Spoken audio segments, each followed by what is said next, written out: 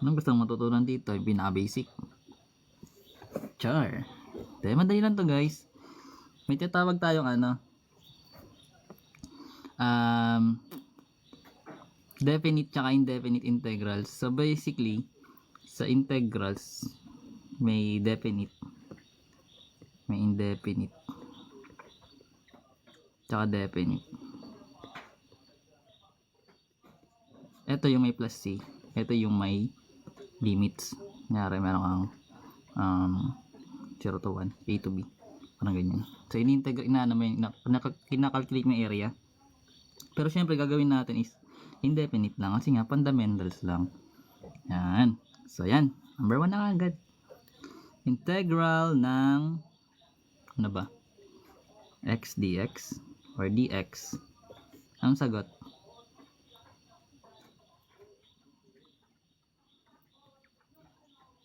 Ang sagot?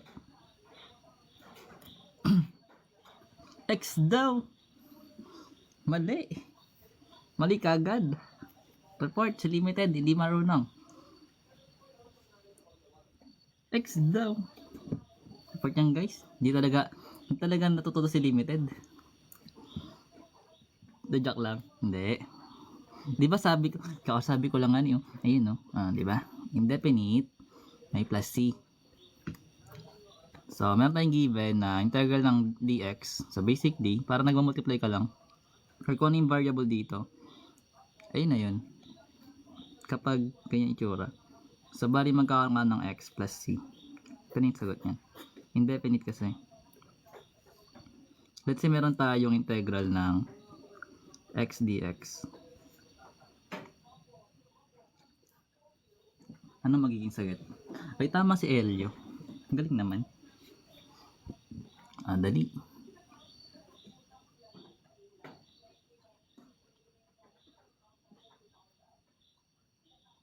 Ganoon lang siya ginagawa. Sabihin, nag-multiply ka lang ng x, di ba? So, x times x, magiging x squared.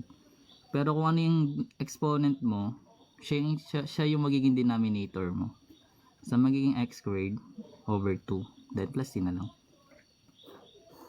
Ito kasi guys, na number 1. Di ba yung x natin, yung exponent niya is 1. So, kung exponent niya is 1, x over 1 is x pa rin. Alam ko, gets yun. Number 3 na. So, let's say, ano magandang given? Let's say, 4x dx. Ano maging sagot? Ang hirap talaga pag walang outline. Ito. So, meron kang 4x dx, ganun pa rin yan. So, basically, so 4x times x, magiging 4x squared. So, dahil may 2 ka na exponent, i-divide mo siya by 2. Then, simplify mo na lang. So, 4 divide 2, magiging 2. Then, yung x squared natin, then yung plus 2. Hindi mahirap. So, number 4. Let's say meron tayong integral ng 3x plus 3 dx. Anong magiging sagot? Ito sum to ng integral kasi nga plus. So, basically, madali lang din yan. So, pwede mo siya i-distribute or pwede mo siya i-direct na. Kasi marunong ka na ng integral ng basic, di ba? So, basic, kung trip mo siya lagyan mo siya ng habang solution. Do kaya siya mental actually. So, distribute mo lang yung integral sign pati yung dx. So, magkakaroon ka ng integral ng 3x dx. Then plus, distribute mo rin to dito. Tsaka doon. So, magkakaroon ka ng integral ng 3 dx. So, basically, yung mga constant niyan or yung mga coefficient, pwede siya ilabas. Like, magkakaroon ka ng 3 dito. Then, integral ng x dx. Then, plus 3 na integral ng dx. Ginagawa rin siyang ganyan. Pero sabi nga natin, pwede man mental. So, ito guys, magiging 3. Then, yung x dx, na pag in-integrate natin yan, magiging x squared yan over 2. Tama? While etong kabila naman is magiging 3x na lang. Then, plus c. Kalimutan. Pag nakalimutan mo yung plus c sa indefinite, malagi ka dyan. So, minsan nakakalimutan yan eh. Pero pwede directly guys, kasi 3x dx magiging 3x squared over 2 siya. Then, 3 times dx magiging 3dx. That is 3x plus c. Madali lang. Hindi mahirap. Then, number 5, kung subtraction naman, ganun pa rin gagawin. So, let's say man tayo number 5. Like integral ng 2x cube plus 4x minus 5 dx. Ito sa amin difference. So, mentally pwede siya. Mamaya. Pakunti-kunti lang. Kalmahan mo lang, Boss Elio. Alam ko malakas ka sa ganito eh. Tsaka nag-iisip lang ako ng given. Wala akong given na sinusundan eh. Anyways. So, meron tayong given na integral ng 2x cubed plus 4x minus 5 dx. So, pwede siya mentally, sabi natin. Distribute lang naman. So, kung kaya mo siya i-mental, like 2x cubed divide times dx. So, magkakaroon ka ng 2x raised to 4 over 4. Kasi 4 yung exponent mo. Then plus 4x times x, magiging 4x squared. Ito yung exponent mo, hindi over 2 mo siya. Then minus yung 5 times x, magiging 5x. So dahil 1 na exponent doon, kahit mo nalagyan ng 1. Then yung plus c, tama? Pero hindi pa siya simplified. So kailangan mo siya i-simplify. So 2 divide 4 is 1/4, 1/2. So pwede siya maging x raised to 4 na lang over 2.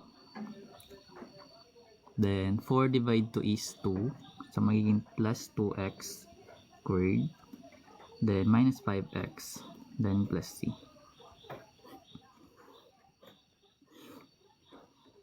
Ano daw? Sabi ni boss? Ang alin? May factor? Hindi. Iba naman yun. Ito sa mga sa amin product pa lang to. Ano ba ang meron dito? Number 6.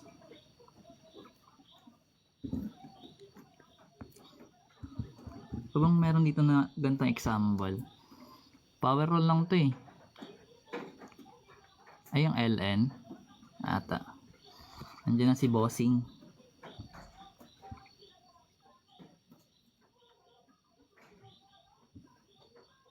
Puro power roll lang yan eh. Thank you Sir AJ.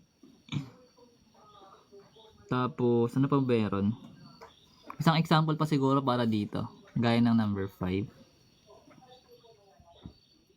Oh, sinasakto ko lang siya dito actually. Then para next page iba naman.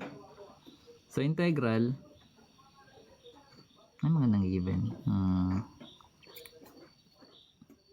Negative naman. Negative 8x raised to 5 minus 12x cube plus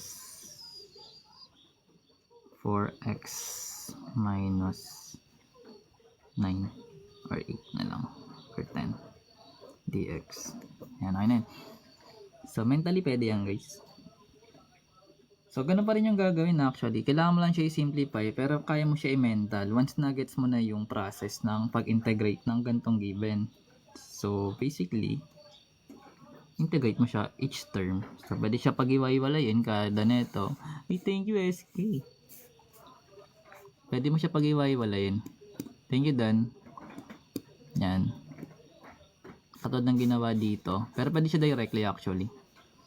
Na mini-mental na lang. Nag-add lang naman na exponent ng 1, then kung ano yung exponent, divide mo siya doon. So basically, meron tayong negative 8x raised to 5. So magkakaroon ka ng negative 8x raised to 6 kasi nag-add ka ng 1. Then kung ano yung exponent, divide mo siya doon. Then minus 12x raised to 4. Then 4 yung exponent mo, divide mo siya by 4. Then plus 4x squared. So ito yung exponent mo, divide mo siya by 2. Then minus 10, nagyan mo lang siya ng x. Then 1 yung exponent nun, so over 1 is 10x pa rin plus c. Pero kailangan pa i-simplify. So, fraction na lang. So, negative 8 divided 6, that is divisible by 2. That is negative 4 thirds. Pero meron tayong x raised to 6 doon. Then, negative 12 divided 4 is negative 3. Meron tayong x raised to 4. Then, 4 divided 2 is 2. So, 2x squared minus 10x plus c. So, ganun siya ginagawa. Gets yun.